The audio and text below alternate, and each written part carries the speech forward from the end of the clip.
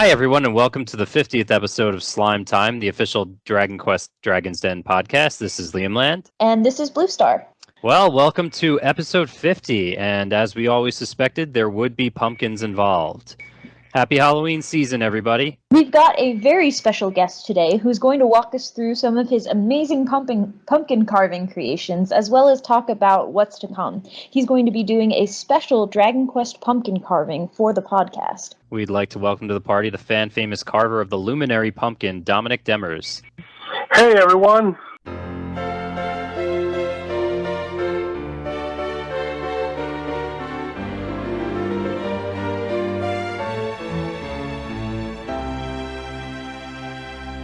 Hey, I should have asked beforehand. Did I get your last name right? Yeah, that's perfect. Okay, great. I'm kind of notorious this past couple of episodes for completely botching the guest's name, and then of course I have a French Canadian name, so kicking myself for not asking that ahead of time. Well, all right. So You're welcome fine. to the podcast. Very excited to have you today. So before we get started, let's get to know more about our guest, Dominick. What usernames and handles do you go by online? I got a few. I mean, the one that I use for gaming mostly is Tabarnak, which is a notorious French Canadian swear word. Yep. So that's the one I use mainly for my protagonist for Dragon Quest, which is funny because now it's being like now that they do games in French too, it's banned, so I can't use it. I had to use special characters to write it. It didn't used to be a problem, but now it is. Other handles that I have is D-Day, which I have been having since I was 16, so that's been like over 25 years now. And sometimes I go with the username Liquid, Likwid. Oh, okay, nice. Now you're up in you're up near in Quebec or in Montreal. That's correct. That's correct. Okay. Well, actually, I'm on the south shore of Montreal, so about I'd say 15 minutes without traffic from Montreal, or 2 hours when there's traffic. Okay, yeah. Wow. My sister-in-law is actually French Canadian from Quebec. Oh, Yeah, she nice. she got married out near St. Tyson, and Well, okay. yeah, so we were all up there for the wedding. That was in like 2010, 11 years ago now. That's kind of crazy to think of, but all right, so we're old. Anyway, Pretty much, right? All right, so how did you originally get into the Dragon Quest series? Well, I think like most people my age, I got into the Dragon Quest series when the first game came out on the Nintendo system. I went with the promotion that they had with Nintendo Power back then, so I got the Dragon Warrior, the first one, and I played the shit out of that game as a kid. Even though I barely spoke any English, I still managed to play the game with my older brother, and we loved that game. And I went afterwards. Like I went on to rent the second game at the video store back when we were renting, and that was back in the days. That was quite a thing because you would rent the game, and if you remember, they were cartridge with a battery inside, and you would hope that the next person that would rent the game wouldn't delete your adventure log, and you would have to start from the beginning. So, but that's actually how I played the second and third game. I was pretty lucky that nobody ever deleted my quest.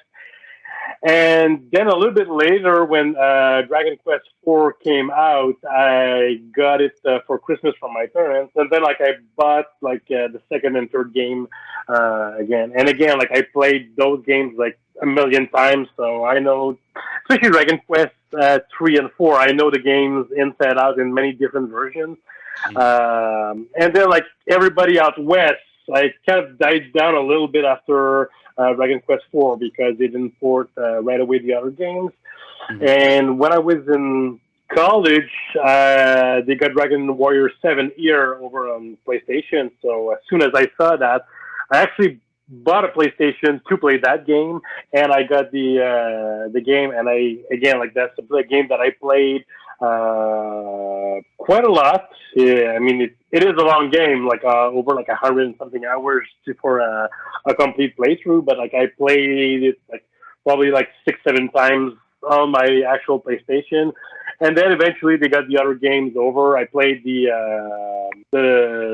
fifth and sixth one originally with a patch, an English patch on the ROM with through emulation, and when they finally ported the game on DS and mobile, I got like all the games. So I got like pretty much every version of every game that ever came to the West. I even get like a couple of Famicom and Super Famicom cartridge here. With an actual console, I just don't play on it, but like I have them here to play. So I've been pretty much into the Dragon Quest series, and that's pretty much the main game that I play. Like I buy consoles to play those games. So yeah, that's actually how I am as well. There's a handful of consoles. I think I got the PS2 for Dragon Quest 8. I got the PS1 in anticipation of 7, but then I ended up getting a bunch of games before it came out, including the Torneko spin-off as well. Yeah, that's nice. Awesome. So that's how I got the Switch too. Oh, that's how you got the Switch for what, Builders? Yeah, of course. Yeah, I wanted to be for Builders, and then like when they announced Dragon Quest 11 S, I mean I had played the original 11 on Steam on my computer, but when they announced it on S, of course I had to buy it again because that's what we do. I'm actually getting the Switch hopefully eventually, the OLED version to play Dragon Quest 10. Because that's one of the easier ways I think to play it. But it's I've got like my Slime keyboard ready. I'm ready to go. I just can't find the console because it's massively undersold or oversold. Oversold and understocked. Yeah. Yeah, understocked. But yeah, fingers crossed. Maybe 2022. I know I've been talking for like 3 years on this podcast about where's my Switch. Wanting to get a Switch, and now eventually. It's looking good, but we'll see. Someday it'll be a reality. Someday, yeah. And then like the new version of the Nintendo console will come out. Isn't that how it always goes? Yeah, like a week later they'll announce the next generation of Nintendo consoles. I got the Switch for Builders, and then like I think like 2-3 weeks later they announced it on Steam. So I'm like, oh great. Still don't regret it. Yeah. So what are some of your favorite games in the Dragon Quest series, mainline versus spin-off? All of them. Yeah. I think That's a good answer. I mean, they all have a certain charm to it. My favorite for a long time was 7 until 11 came out. I mean, like 11 was such a phenomenal game on every level that it took the crown from 7. But 7 is pretty much my second favorite. And then I'd say Dragon Quest 3 and 4 are pretty, like, I've got a soft spot for them. And surprisingly, a lot of people hate Dragon Quest 2, but like it's one of my favorites in terms of the characters and the whole story and the plot of the game. So yeah, I mean, like the ones that I like the less, and they're still pretty good games, are 8. For some reason, I could never get into 8, but like once I got to play it, because that's the last one that I played. Yeah, sorry. So once I got to play it, I actually like really like the character development. I think that's the one that has the strongest character development of the whole series. And I know it's one of the fans' favorites. 8 and 5 are the fans' favorites. So I mean, it's still, no matter what, it's still a great game. Yeah, 8 is a beautiful game. It's really nicely designed, and the voice acting is excellent as well. It's so good. Absolutely. It's my favorite. And it's surprisingly, I gotta get that. It is in 50 episodes, we've never done an episode solely based on 8. I can't believe that. Oh, we really haven't. Yeah. Well, Blue, because you would be part of it. I want to get you. And I've been so busy lately. I'm so sorry. I want to get you and Yangus Legendary Bandit on that one, and really talk about that game, because I'm incredibly surprised we haven't yet. But yeah, and it's just that we haven't had specific guests on that would have been like, oh, I want to do a Dragon Quest 8 episode. So yeah, we're gonna have to make that happen. But anyway, so getting back to it, do you have a favorite spinoff? Spinoff, Builders the second one, I still have to play the first one. I bought it. I still have to play it if I can ever get my Switch back from my daughter who stole it away. my 6-year-old daughter is always on my Switch playing Builders too, and she changed my characters, outfits, and everything. I'm like, okay, but yeah. Builders was pretty good, and I like the Heroes series a lot, actually.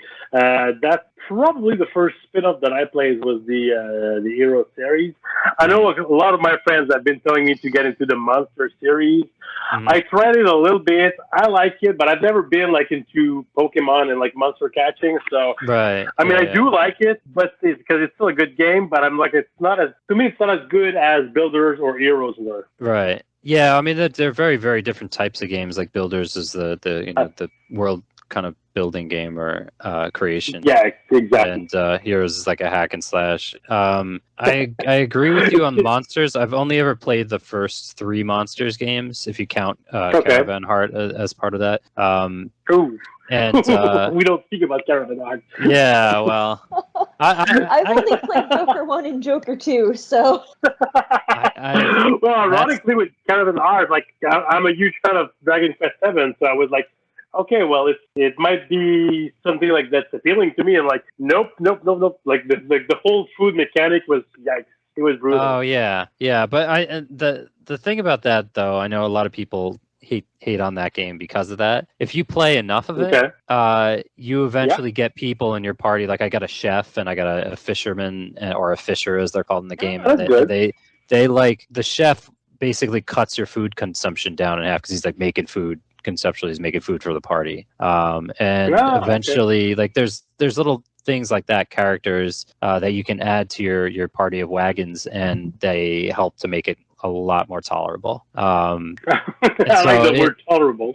Yeah, because it is brutally difficult in the beginning. I was just like walking around starving for the first like 2 hours of play.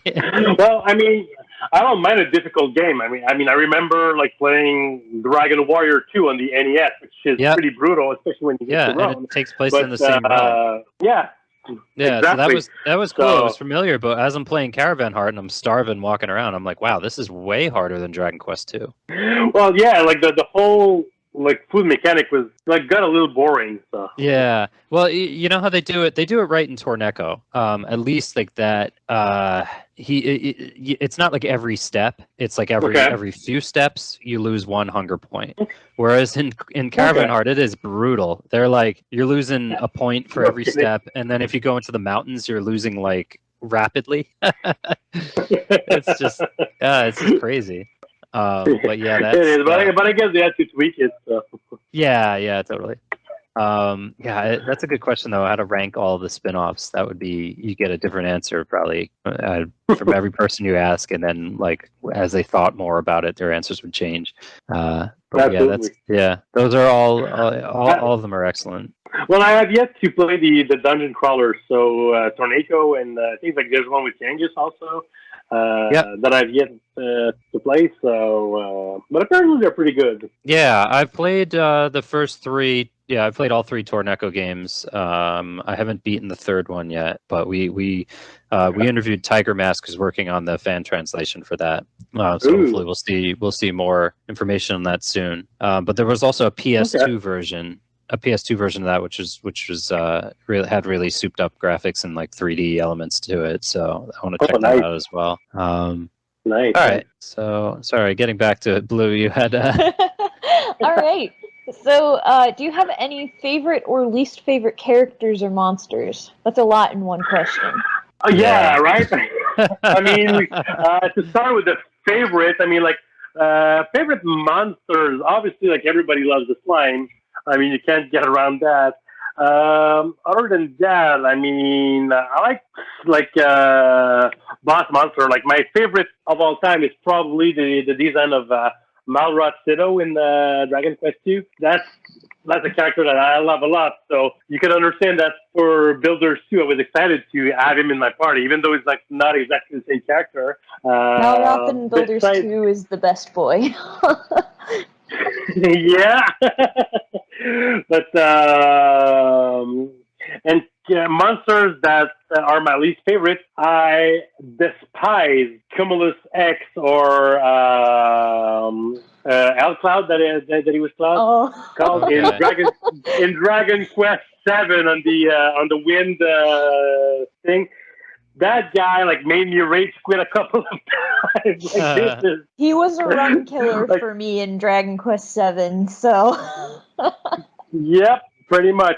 And I mean, I tried also because one of the things that I solo all the games, and I tried in solo. Oli was brutal. I did manage to beat him after leveling up like crazy, but he was brutal to get to get solo. So yeah, definitely this guy, I hate him with passion. Other than that, characters, I mean, I've got a soft spot for some of the characters that are more, I wouldn't say in the background, but less prominent, for instance, Ashlyn or Barbara, depending on the version. Dragon Quest 6 is one of my favorites. I like Alina a lot in Dragon Quest 4. I think out of all the games, she's the one that you can build to be the strongest ever character to use. She's definitely in my party. Shit. I mean, you feed her all the strength seed, and you give her the Falcon Knight earring, and she just kills everyone. Yeah. So she's one of my favorites. I think the character that I don't like is probably Nevin Cameron in Dragon Quest 6. I don't know, he has an attitude that he gets on my nerves every time. Yeah. Usually, as soon as I get him, he goes into the wagon and he stays there for the rest of the game. I can relate to that. That's what he does for me too. He's a wagon heel bot. Yeah. He's really good at his job, but he's a wagon heel bot. Yeah. There you go. I think he was so unmemorable for me. We did a Dragon Quest 6 episode with Fiona Day Quester, and we forgot to mention him. We talked about every single character, and then it was after the recording. I was like, "Oh, we've completely forgot about Chamorro. We didn't mention him at all." And that's what he deserves. I guess, yeah. But do you have any favorite mechanics in Dragon Quest games? Monster collecting, job classes, casinos, anything like that? Job classes I like a lot, grinding jobs. I mean, when I did my my solo run of Dragon Quest 6, I mastered all the jobs, which was super time consuming. Even the monster jobs, they took me forever. But then, when you get to the final fight, if you're all by yourself, you need all those skills and stuff. So that I like a lot. I like the job mechanic in Dragon Quest 7 in the original on PlayStation. On the remake, it made it easy to explore additional jobs, but then at the same time, they were getting a little bit too easy. I like to grind for jobs. I grind all the monster jobs in one of my playthrough in Dragon Quest 7, which was again time consuming.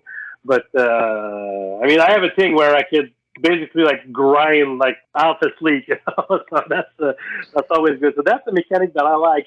I like to study the mechanic of every game to see the special effects on the items, which especially comes into play when you do solo runs, because these are very important, especially when I did Dragon Quest 2, where Middenal doesn't have any spells at all. So you have to find other ways to heal yourself. So you go with the Shield of Strength, and sometimes in fights you have to set it up in a whole different way. So that's something that I like to explore. How sometimes the best armor for a specific fight is not necessarily the strongest armor, but it gives you protection for a special element.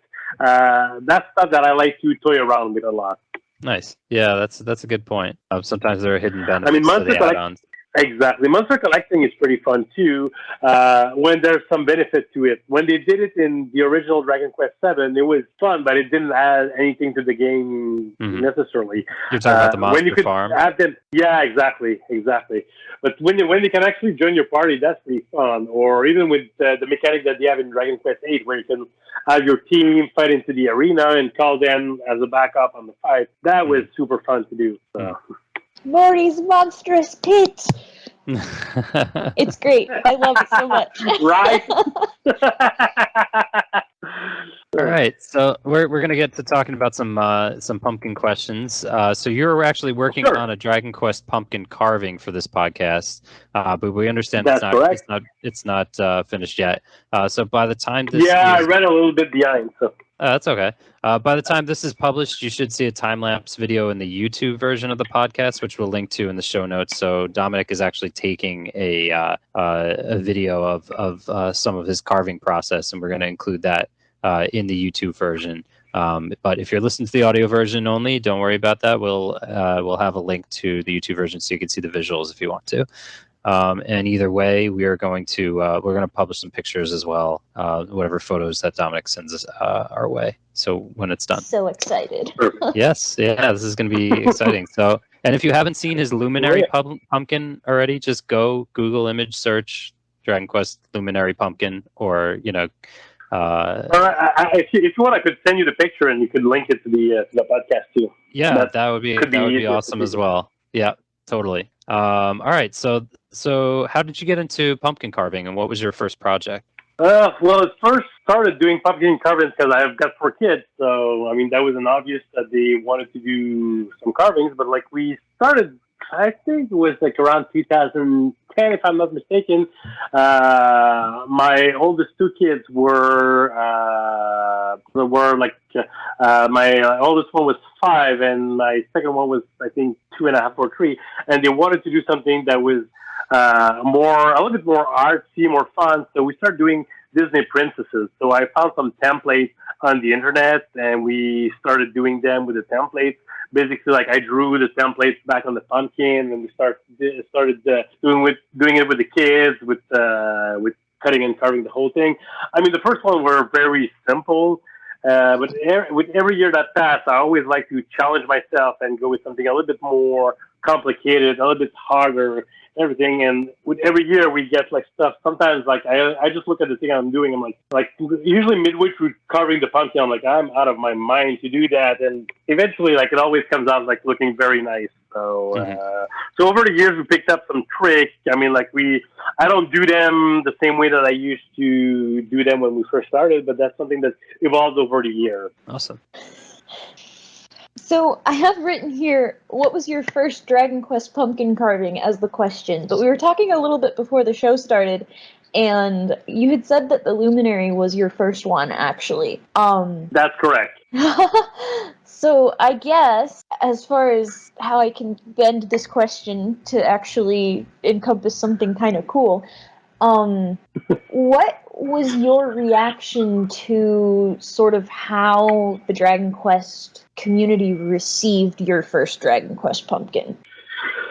I felt pretty blessed about it, to be honest. I mean, like you do something like that, you put a lot of work into carving a pumpkin, and then you just like post a couple of pictures online, and everybody was so like giving like great comments, like praising my work and everything. So I'm like, wow, that's actually like, that was pretty nice. So that was super fun to do, and that actually convinced me to do some more Dragon Quest pumpkins. That was that one with the Luminary was I think 2 years ago. Last year I kind of ran out of time to do a Dragon Quest one, and well, I ran out of time / ran out of pumpkins. But because that can be a problem. The closer I get to Halloween, the closer I the harder it is to find some pumpkins in the store. So, and I can't do them too early, because if I do them too early, they're gonna rot by Halloween time. So I have to plan my things accordingly. I usually buy the pumpkins a day or 2 before I start carving, and then like I spend the whole time carving the pumpkin, and I freeze them. I put them in my freezer until Halloween, so that it don't rot. Because that's what happened with the Luminary. You can't see it on the picture, but I was carving the whole pumpkin, and it started rotting as I was cutting it. It smelled horrible, and I was trying to cut, and it was like getting like all juicy and everything. That was Yeah, that added some difficulty to do it. That was the dark spawn. It was. Oh my goodness. Yeah, exactly. That's actually what I called it. Infesting the Luminary. Wow, I've definitely never thought about freezing pumpkins to I've not preserve them until Halloween. I think normally we just leave ours out to rot. And it usually starts like the next day. It'll be furry. Exactly. It's got a beard growing. But that would be good for Borya. What's that? If the pumpkin grew a beard? It would be good for who? Borya. Oh, yeah. There you go. Yeah. Unfortunately, the beard is... beard. Like, leave it out for a week. Yeah. The beard is usually on the inside, though. But I guess you could expose some of the skin on the top, and it would actually grow like a disgusting beard.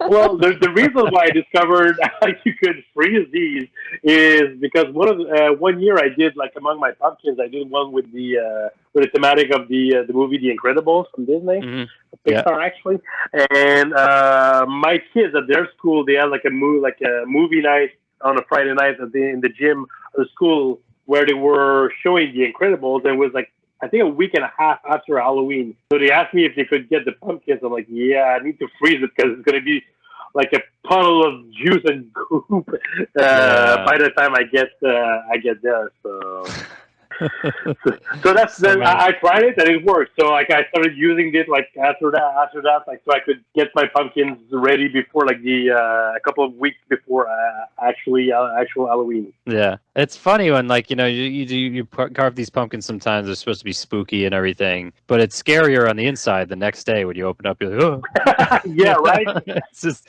see all that how quickly that happens. And one of the bad thing is that I usually when I get it on the inside, I put like an actual light bulb to get a good lighting on it. So if they start like going rotten on the inside, I still need to stick my hand in there and remove the light bulb socket and everything and clean it up. So yeah, not fun. I would just be like, nope, no, that's getting thrown out too. Yeah, throw it away. I actually wouldn't have thought of doing the freezer either, Blue, because I just don't have that kind of space in my freezer. That's fair too. I don't think I ever have to like fit an entire pumpkin. I'd have to throw out everything in my freezer, and then I'm still not sure if it would fit. That's basically what I did this year. I made sure that I hate everything with my kids that was in the freezer, so that I'll have enough room to put the pumpkins in there. Can you walk us through a basic summary of how you plan a carving and what tools you typically use? Well, the first step before even getting tools or anything is I had to design the actual carving. So in the past life, I used to be a graphic designer, so I'm pretty savvy with Adobe Illustrator and Adobe Photoshop. So I usually find a good picture of something I want. I tweak with the colors and everything, and I usually get it down now to 2 or 3 shades of colors. And then in Adobe Illustrator, I do the whole template of what I want to actually carve. Once this is done, I just print it out on my computer. And I stick the sheet literally on the pumpkin, which is tricky because the pumpkin being kind of a sphere, sometimes I have to readjust the design on it. But once this is taken care of, once the sheet is stuck on the pumpkin, I use a thumbtack, like one of those push pin that you use for corkboard, and I do micro dots like all along the lines for the whole designs, like every piece that I want to take out. I do micro dots all over the pumpkins, and then I remove the sheet so I can see with the micro dots. I can see what I need to carve. Then I use a Sharpie to redraw like in different colors the different parts. That's the first Sharpie. Couple of steps. Exactly. So that's why I say like it doesn't really take a lot of skills to do like a nice pumpkin carving, but it takes a lot of patience to do it. So once the design is done with a Sharpie, I start with the parts that are going to be completely off. So I cut through. I have a whole kit that I bought over the years with different knives, some kind of spoons. I have something that looks like a chisel, basically, that I use for in different sizes to just do some grooves sometimes, or to do a little bit of a touch up on the pumpkin. So that's the first step that I do when I start carving the pumpkin itself. After I did the fully through, I go to some other areas where I'm going to go with different depths. So I use a precision, basically like a paper, like a box cutter, and I cut the skin off of these because the skin is very opaque of the pumpkin. So just removing the skin is going to give you like some kind of a shade once the light is in there. It's not going to give you full light, but it's going to give you some kind of shade. And then I experiment with different thickness of the flesh itself that I'll leave for different levels of shading. And once I'm done with all of that, I have to carve a hole at the bottom behind of the pumpkin to get the wires through. I put the light the light bulb socket in there. I usually try to use a 100 watt light bulb because it gives you like a very dense light. And then I just wire all my electricity and I plug it into a socket. So I've got a whole bunch of wires lying on the ground on Halloween. So do you have like a plug hole in the back of the pumpkin where you can't see, so the plug can come through? No, basically what I do is that I cut with a knife. I just cut a hole where I get the wire out, and then on the end of the wire, I have a three-pronged connector there that I just plug into a regular socket. Gotcha. Oh, that's interesting. The other thing that I've always been... sorry, go ahead. True. Go ahead. Sorry, you were saying? No, I was saying... I forgot my train of thought there. I was going to say something, but... the first couple of years I tried using regular candles in there, but the candle light is not strong enough, and you lose a lot of the details of the carving. And it was actually by trick or treating with my kids that I saw a neighbor that did some fantastic pumpkins, and I asked them, and they said that they just used a light bulb in there. I'm like, you know what? That's not crazy. And I tried it the next year. I mean, and what's fun with light bulbs is you can even experiment with colors. One year I did a whole thematic of the characters from the movie Inside Out. So I had disgust that I used a green light. I had fear that I used a purple light. Anger that I used a red light. So I had a colored light for each and every emotion. So that's something that I can experiment with as well. Oh, that's cool. The thing that I was gonna say that I find fascinating is the different shades. Like you were talking about how you peel back levels of the skin, and just how do you know how much to peel back to get the right type of shade? Is it all experimentation? It's all experimentation, and most of the time I use my the little kind of it's not a chisel, but I'll show it in the video. It's kind of like a semicircle kind of chisel there, and I use it like I could say it's little by little parts of the flesh of the pumpkin. Sometimes I screw up and I go too deep. Sometimes it looks bad, but it's all about experimenting. Basically, sometimes I had shading that didn't come out quite as nice as I wanted, but it did the trick. So cool. All right, so I have to ask, when you're done carving a pumpkin, what do you do with the pumpkin guts? Do you normally... Because sometimes I roast the seeds, sometimes we just squish them around for a little bit and then get rid of them because they're kind of gross. But you can have a pumpkin seed fight. Just throw them at each other. yeah. Well, basically, I throw everything in the trash can because I don't like pumpkins. As funny as it sounds, I don't like pumpkins at all. So, and it's actually something when I carve the pumpkin, even the smell of it, I'm like, oh, that's gross. It's up to some point when I had the rosin, when I was gagging when I was cutting it. You got to suffer to make some pretty things sometimes. So are you going to be in a gas mask in the video? Yeah, right. But no, I usually throw them away. Everything, and even my kids are not big into pumpkins, so which I'm thankful for because I don't want to start cooking pumpkins. So I just throw everything in the trash. I usually leave mine sitting out for as long as possible because the longer it sits out and gets gross, the scarier it is, and that's Halloween themed. Yeah, very true. And that's how you grow your beards, right? Yes. Wow. Or I should actually do like one of like the zombie monster or something and just let it rot, or or do something in that vein, you know, or Yeah. go with Yeah. or go Demir from Dragon Quest 7, and you know, like as you progress into the past, like he starts like kind of melting and everything. I should just like do him and let a pumpkin like sit there, like and just Yeah. run. That's Rotten his organ. evolution. So how long does it take to complete a pumpkin carving project? Usually from start to finish, we're talking about 7 to 8 hours on a pumpkin that's Wow. that's like detailed. If I go something that gets like really crazy, or the one that I did for the Luminary, actually I think it took me like close to 12 hours because I was dealing with a pumpkin that was basically falling apart when I was trying Right. to cut it. So I can imagine. I had to be very careful. Yeah, I had to be very careful not to break it and not to get like all of that yucky stuff all over me. Yeah, I can imagine. Yeah, 12-hour pumpkin carving. You're going to be fighting the rot while you're carving it. Exactly.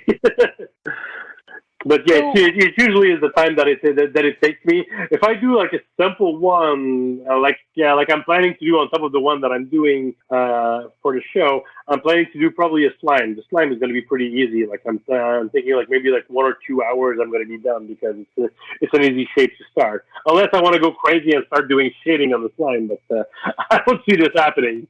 I'll probably let my kids do the slime. Yeah. I've actually done slimes, and I did 2 slimes, and I did 1 Draki one year. And the Draki, I tried to do Ooh. a pixelated Draki. It was like the NES version of a Draki. Okay. It turned out better than I expected, but not your level of quality. You got a couple more levels on me. And Yeah, by a it's all couple, about practice. I mean quite a few. So what are some other carvings that you're especially proud of? One that I did last year, which was a Baby Yoda carving, that was pretty amazing. There was a lot of small details in the cloak, and that was crazy. But the result was pretty amazing. Other than that, I think the Luminary is probably my nicest piece that I did. The shading for the hair was pretty amazing.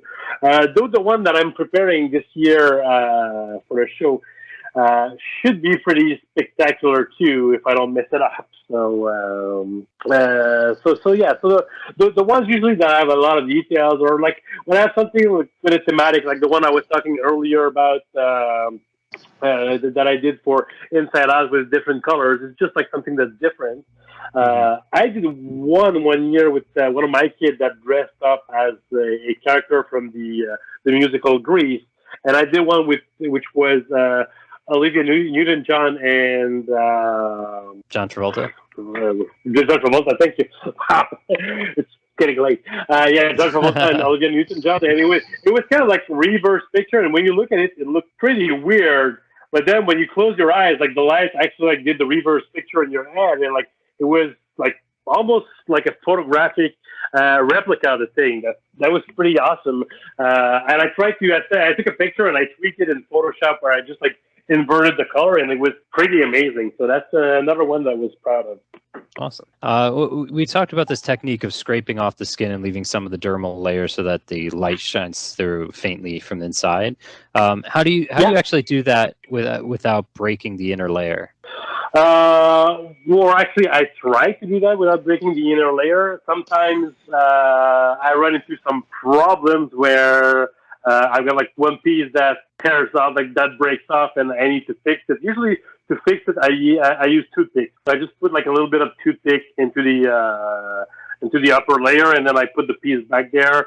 But then it gets very fragile. There's a whole way to carving. I usually start from the pieces from the center, and I go from the center to the outward parts of the pumpkin. Because if I start with something that's outward, when I'm going to start like taking the center piece, it's going to put some pressure on the remaining piece on the outward, and usually like the outward part is like there's big chunks that are removed, so usually breaks easily. That I learned the hard way by breaking some of my designs over the years. But now I'm always starting from the center and going outward. So that managed to keep much of the pumpkin without breaking it. But whenever I break it, I use I use some toothpicks to fix it. Sometimes one of the biggest problem is that if I get the pumpkin inside the house for too long, it starts getting a little bit softer, and the fiber of the flesh of the pumpkin it becomes pretty hard to cut, and it gets very fibrous. So I have to take it out so that it gets whole again. So that's sometimes stuff that I come by, or when I start scraping, it starts like peeling out from the inside, and that makes different shading, which is not the intent effect. So it kind of like ruins a little bit of the other thing. So I play and I experiment a little bit with it, and I mean, I've had to patch some of my my work in the past when I broke some pieces off. Mm-hmm. Yeah, that actually leads into Bluestar's next question, which I think hopefully you can elaborate a little bit more on. But Blue. Yeah. So the question is, how have you ever made a mistake where you had to repair damage to a project, and how did you fix it? All the time. I mean, sometimes when it's not like such a big mistake, I just modify my artwork to incorporate like my mistake in the carving. Sometimes, again, I need to patch it with a piece of pumpkin that I like. Sometimes I've even taken like piece from a different pumpkin that I just like carve a piece to put back there, and I put toothpicks in there to hold it in place and make sure that it's patched. But sometimes when the mistake is too big, then it's hard to do. Or even sometimes I'm gonna carve like if I get a pumpkin where the flesh is pretty thick, I'm gonna carve like a little part that's pretty narrow. But then once I'm done, from the outside to the inside, I've carved it at an angle, so you basically see any light coming through. So I had to carve it again and like widening the inside of the carving. So it's all mistakes, it's all stuff that I've learned over the year. And my kids love to help, so I let them help, and sometimes they screw up the design, and I had to fix it. So I'm pretty careful with the part that I let them do. Sometimes I give them their own pumpkins to carve to make sure that they don't mess with the ones that I have a lot of small details on. But yeah, I mean, like over the years, I've discovered like different ways to do it. Even when I took out like a piece of the actual outside skin of the pumpkin, sometimes I could just like put paint. I could put some a piece of chewing gum just to patch it. As long as I have something that's really opaque and that doesn't get the light through. I mean, it's gonna look crazy when it's fully lit on the outside, like in daylight. But most of the time, like even with the carving, when like in full daylight, you can't really see what the carving is, or until like it gets dark, and then like you really see the light coming through. So it doesn't matter what's stuck on the pumpkin itself. So it's different things that I try to just go with it and find stuff around to help me patch my mistakes. Mm. Yeah, I mean that's always my fear going into a project. You put so much time into it, you know it's cool to see those insights where you're actually like grafting other piece of pumpkins in with toothpicks and everything to fix problems like that. Have you ever had a mistake where the entire project got completely scrapped, or have you been able to make repairs to keep it going? No, I had one that was actually when I did my inside out pumpkins. I mean, there's so many characters in that movie that by the last pumpkin, like my pumpkins that started to rot again. Seems to be a recurring problem that I have. Need more freezer space. Yeah, there you go. You need to walk in the freezer to carve the pumpkins in. Yeah, walk in the freezer. Cold October. Right. But yeah, that one, like one of the character I was actually like carving it, like it was like getting way too soft, and like it just like blew the whole front panel. Like I was midway through, and the whole like front panel like basically like exploded in a nice like juice explosion all over the place. I'm like, yeah, screw that one. So I just like took it out and that was I wasn't too happy, but that's the only one that I actually completely messed up. Most of the time I managed to because I go slowly. That's why they take me a lot of time, but I go slowly. And I usually manage to save whatever mistake that I do. All right. Well, the toothpick thing makes me feel a little bit more confident that I'm not going to like screw up a future carving and make my kids cry. Yeah, that too. What a crappy slime, Daddy. Melted slime. Turn a slime into a bubble slime. That's how that works, right? There you go. That's what I was gonna say. Like it's the bubble slime. Yeah. I'll just throw the guts. Throw the guts on the tray. I mean, there's your bubble slime right there.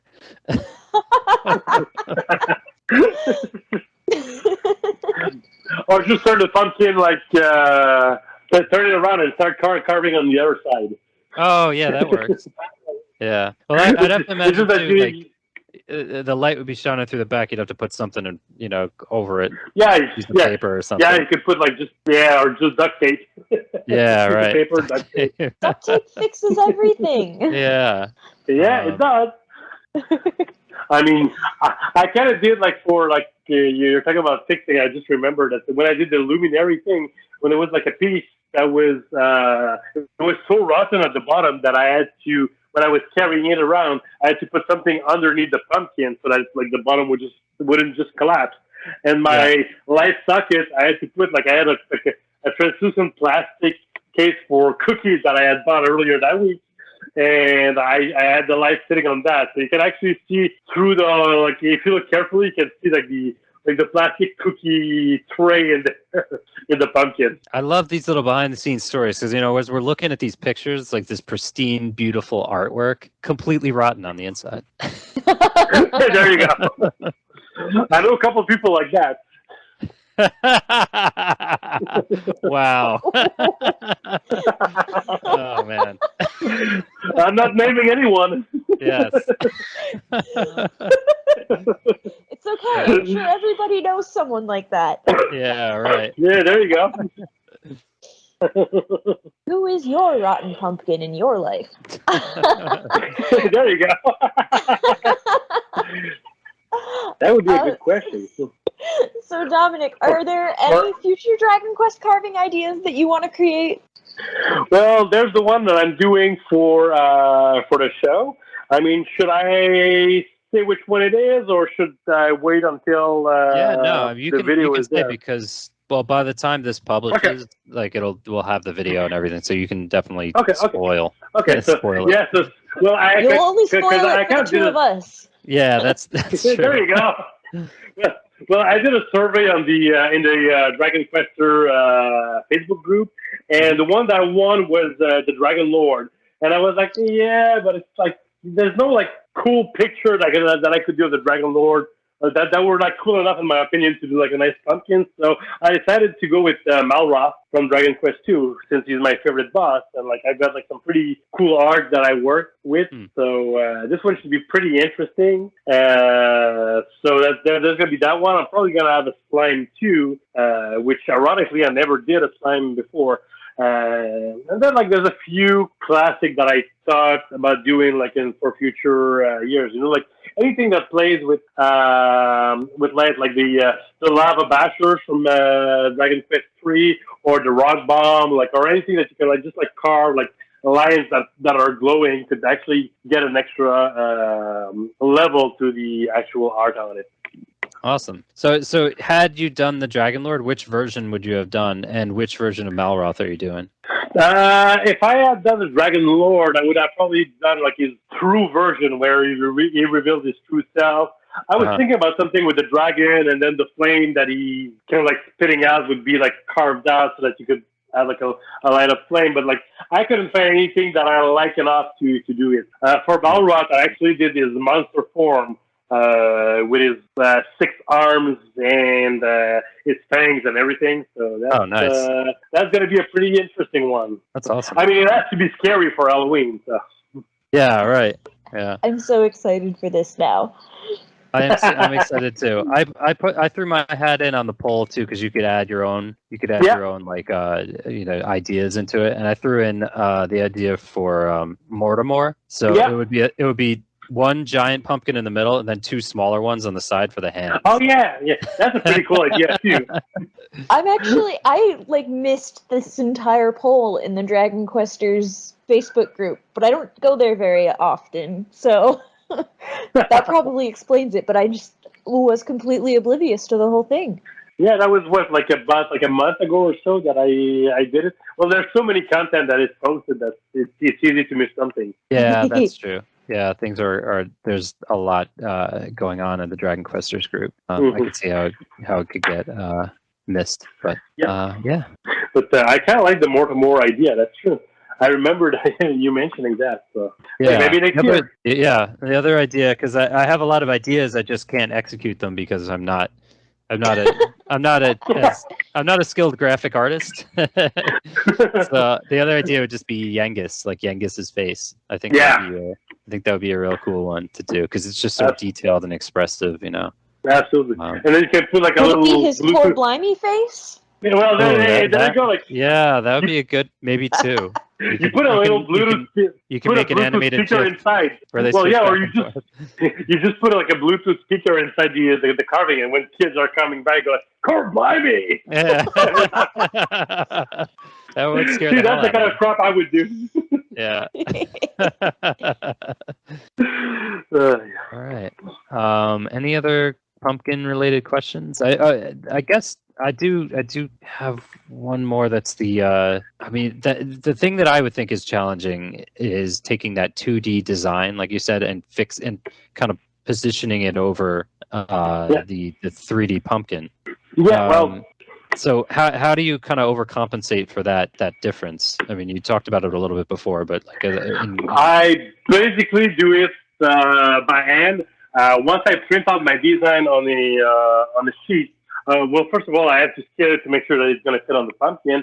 But then, I try to push it there, and it's very simple. But with scissors, I start cutting grooves on the side, all around, so that I can put a nice circle around it. And then I patched up the artwork to make it fit that way. That's the easiest. That's the easiest way to do it. I mean, I could probably get some kind of software to do it for me, but then that would probably be way more complicated than it should. So I just do it by hand. That's one of the things that I think would be challenging. Just from it would, if I did it, it would look distorted. I don't know if I would get it perfect, but I would. That would be the challenging part for me.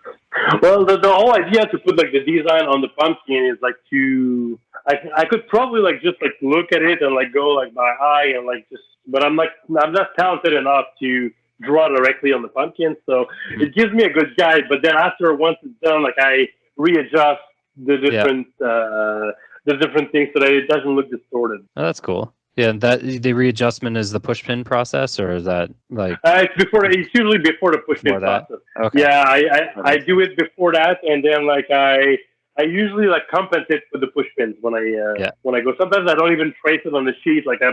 Over the years, I've become so used to fixing it that sometimes I just do it when I do the pushpin through the flesh of the thing.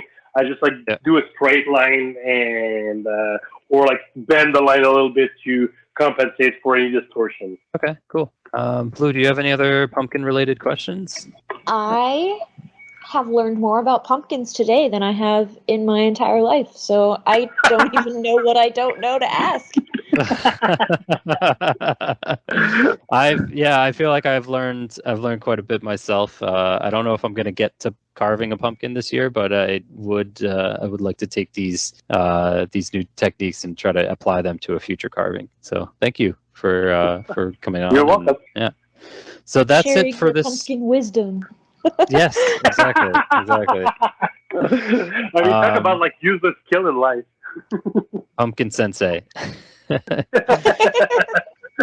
Well, that's it for this episode of Slime Time. We do want to thank Dominick for joining the party and providing the carving for everyone to see that we're going to apply to the published version of this podcast. Thank you for having me so much over. for being here. Yeah. No problem. Thanks for having me. Yes, of course.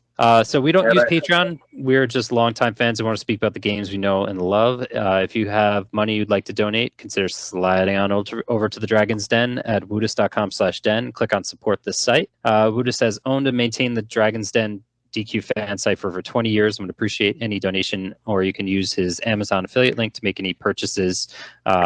So he's got the new banner ad at the top of the forums. If you're on the website, you can't miss it.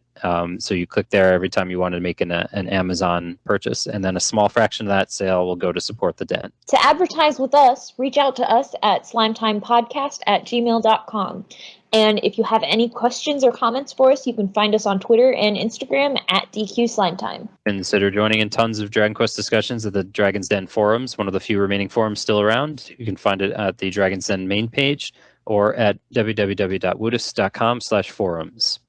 Or come hang out with us and tons of other rabid Dragon Quest fans on the more official everyday Dragon's Den Discord server.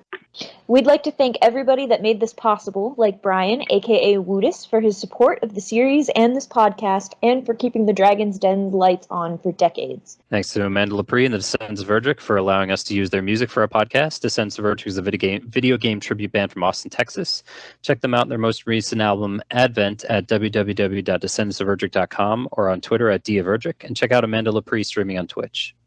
Our thanks to Dwayne Bullock, our wonderful graphic artist / DQ fan, for making the awesome artwork cover for this podcast.